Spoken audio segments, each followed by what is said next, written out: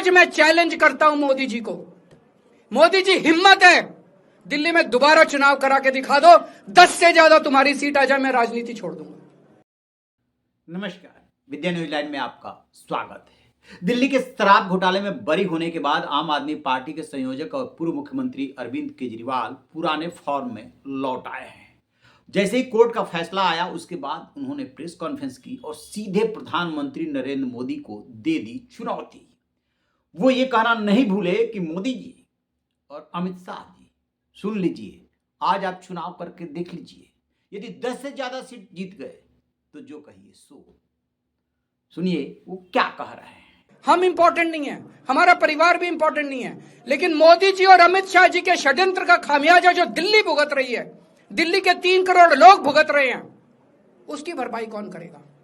आज दिल्ली में कहीं चले जाओ, सारी सड़कें टूटी पड़ी हैं, अस्पतालों में दवाइयां मिलनी बंद हो गई हैं, मोहल्ला क्लिनिक बंद किए जा रहे हैं, स्कूलों का बुरा हाल हो रहा है। पूरे दिल्ली में पोल्यूशन इतना ज्यादा कभी दिल्ली की जनता ने नहीं देखा था। यमुना का बहुत बुरा हाल हो गया है। एक चीज बता जो तो दिल्ली में इन्होंने ठीक करी हो, पूरी दिल्ली का बेड़ा गर्क कर दिया। सबसे बड़ा खामियाजा मोदी जी और अमित शाह जी की सत्ता की हवस, उसका सबसे बड़ा खामियाजा दिल्ली के 3 करोड़ लोगों ने भुगता है। दिल्ली के लोगों से जाके पूछो। आज मैं चैलेंज करता हूं मोदी जी को।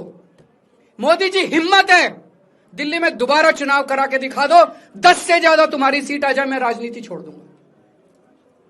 तुम्हारी 10 से ज्यादा सीट आ जाए, मैं राजनीति छोड़ दूंगा। दिल्ली की जनता त्रस्त हो चुकी है तुम लोगों से। मैं मोदी जी को कहना चाहता हूं, अगर आपने सत्ता हासिल करनी है, कुछ पॉजिटिव काम करके सत्ता हासिल करो। आज देश के सामने इतनी बड़ी बड़ी समस्याएं हैं।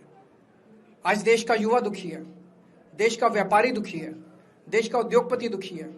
आज अमेरिका हमें आंखें दिखा रहा है।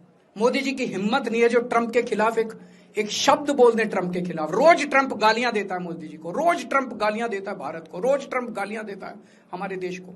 मोदी जी के हमारा प्रधानमंत्री भीगी बिल्ली बना हुआ है। अरे देश संभालिए ना। आपको हमने देश चलाने को दिया था और आप केजरीवाल में उलझ गए, आप आम आदमी पार्टी में उलझ गए। पॉजिटिव काम करके सत्ता हासिल कीजिए, ये नेगेटिव काम करना बंद कीजिए। अरविंद केजरीवाल अभी तक चुप थे, तो चुप क्यों थे? क्या इसके पीछे स्ट्रेटजी थी? क्या डिमोरलाइज थे या और बात थी? तो आज के प्रेस कॉन्फ्रेंस में वो थोड़ा इमोशनल भी हुए और काफी वो एग्रेसिव हुए। यानी कि वो यही बताना चाह रहे हैं कि देखिए, मैं अपने पहले वाले फॉर्म में लौट आया हूं। वो कह रहे हैं कि देखिए, मैं नेता होता नहीं हूं, मैं एक आम आदमी हूं। तो हमें इस बात से बड़ा फर्क पड़ता है कि हमारे ऊपर ये भ्रष्टाचार का आरोप लगा, लिहाजा मैंने मौन साध लिया था, इंतजार कर रहा था कि कब ये फैसला आएगा, और फैसला आ गया है। लिहाजा अब जो है मैं चुनौती दे रहा हूं। किसको? बीजेपी, अमित शाह और प्रधानमंत्री नरेंद्र मोदी को। वो भी सुन लीजिए कि मौन रहने का क्या कारण रहा। कई लोग ये कहते हैं, जेल से आने के बाद केजरीवाल चुप क्यों हो गया? केजरीवाल गायब हो गया, केजरीवाल कहां गया? मैं कोई नेता नहीं हूं, मैं कोई पॉलिटिशियन नहीं हूं।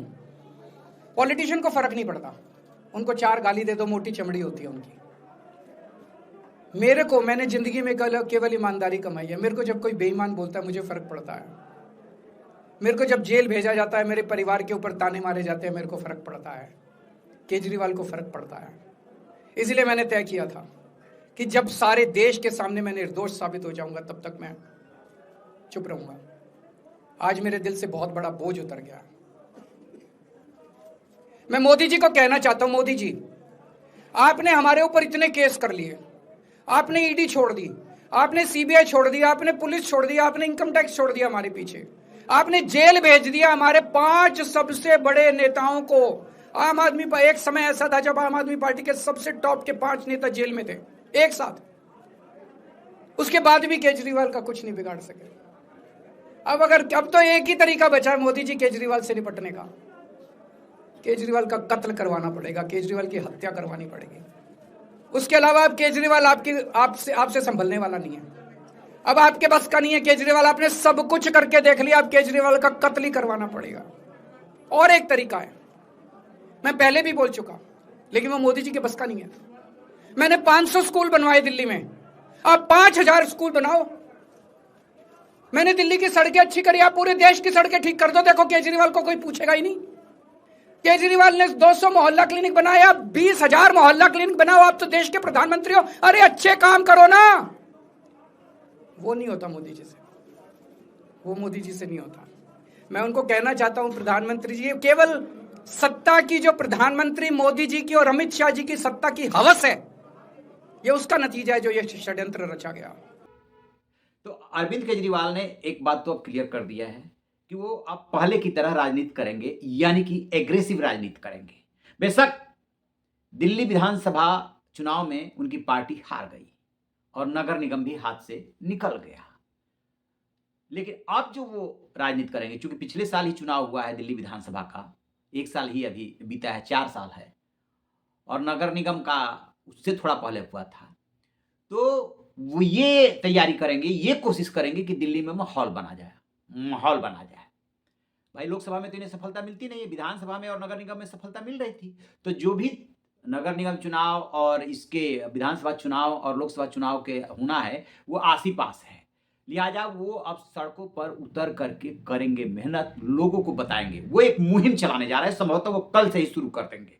ये जो डिमोलिशन वाला काम चल रहा है, वो मौके पर जाएंगे, झुग्गी वालों को संबोधित करेंगे और बताएंगे कि देखो, जब तक मैं था तब तक तुम्हें बचा के रखा, अब तुम्हारा कोई देखने वाला नहीं है, रखवाला नहीं है, इसलिए तुम्हारे साथ ये व्यवहार हो रहा है।